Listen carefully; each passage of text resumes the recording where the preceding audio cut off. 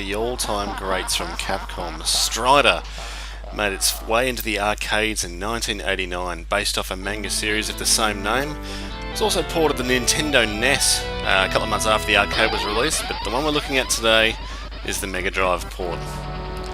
Now, when I first played this, I was just actually blown away by the graphics. It may not look like much now, but in was it 1990? It was absolutely fantastic. As you can see, it's a bit of a side-scrolling sort of platformer-ish, sort of, I wouldn't say beat 'em up, sort of a plasma sword 'em up. Strider's got the abilities to, obviously with his plasma sword, to climb walls, destroy enemies, and pick up little pods that sort of help him along the way, whether it boosts his energy, lengthens his sword, or basically gets these little droids that fly around and shoot bullets for him. It's a great action-packed game by Capcom, and one of the early games that Capcom actually had a bit of a hit with prior to Street Fighter 2.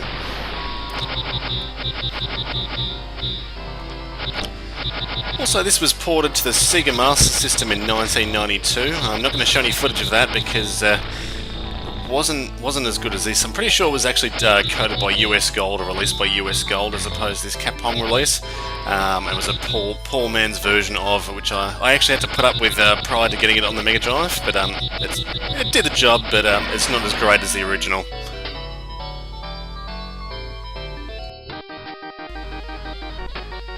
All the memories from this part. Look at that parallax scrolling, guys. Running down the hill. So many explosions. Flip, flip, flip! Oh, awesome. Now, the game itself wasn't that hard. You could boost up the difficulty, obviously. It would obviously put more enemy sprites on the screen and things like that. But yeah, it wasn't too bad. Some of the later levels, it does get pretty frenetic, as it does with most old school retro games. But it's not a rage-quit game. Interspersed throughout is obviously the little cutscenes with some awesome music. Obviously telling the story of Strider Hiryu and what he's about, and taking out the big Grandmaster.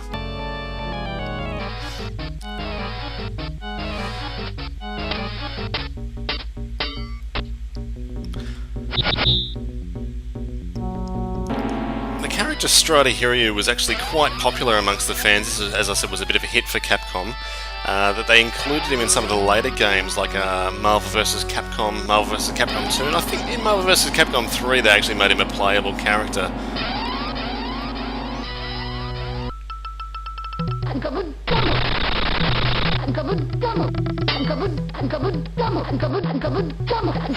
Now, this is a pretty common title find for the Sega Mega Drive. You can pick it up off eBay or probably some op shops or something like that for pretty cheap.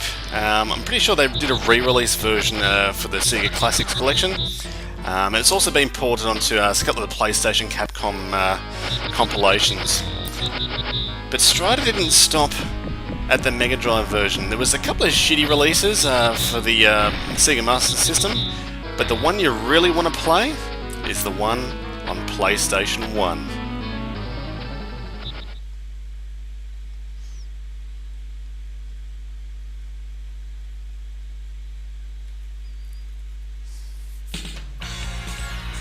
Now, this is where Strider came back in sort of a 2D/3D glory.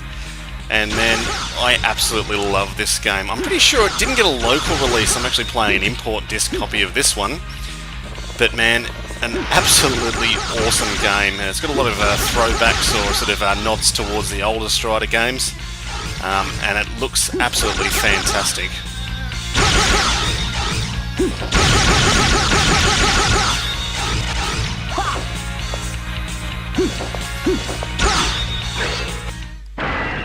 There's also some fantastic giant boss battles to do along the way.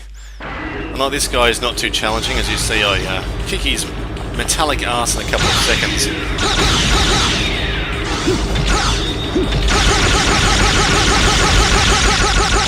Pwned! Basically, Strider's kept his moveset from the earliest Strider ones on the Sega Mega Drive. He's still got his plasma sword. He's still got his diving kick or slide kick, but he's got the ability to get a power up for his plasma sword where it actually shoots out sort of homing plasma blasts, which is very, very handy for some of the boss battles.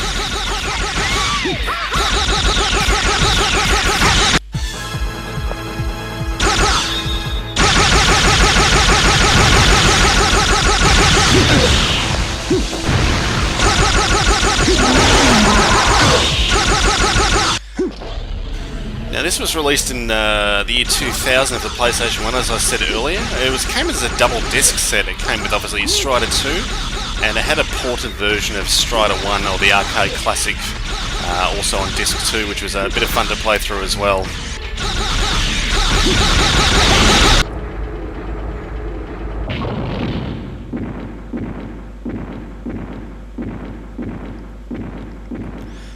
One thing you will note about this game, it's pretty easy. I managed to get through this in about an hour, hour and a half, and that was set on, I think, a normal setting, so I think I've boosted this up to hard back in the day and still sort of breezed through it. It's pretty lenient with your continues and whatnot.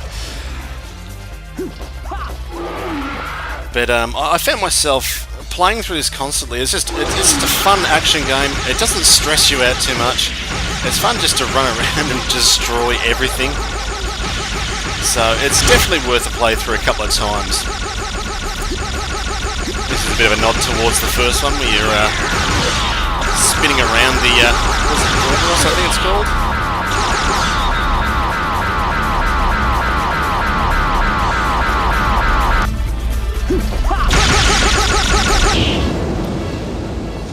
Pretty epic stuff here. Climbing up the outside of a rocket that's just been launched and kicking ass along the way. Awesome game.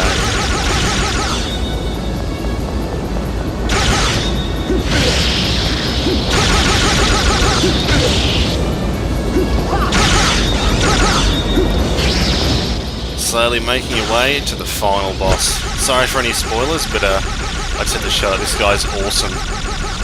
Now, one of the things, when you do play through this, you actually meet another Strider along the way, a Strider Hien, and if you finish the game, one of the cool things about that is you get to unlock Strider Hien and play through it with him. Not only is he cool, but he kicks ass with his boomerang plasma sword. Enemies just crumble before him. Awesome replay value. So, as we leave you with this epic scenery of me standing on top of a waterfall, do yourself a favour and check out Strider and Strider 2 for the PlayStation 1. Fantastic games. Hope you enjoyed Retro Recommendation. I'll be back soon.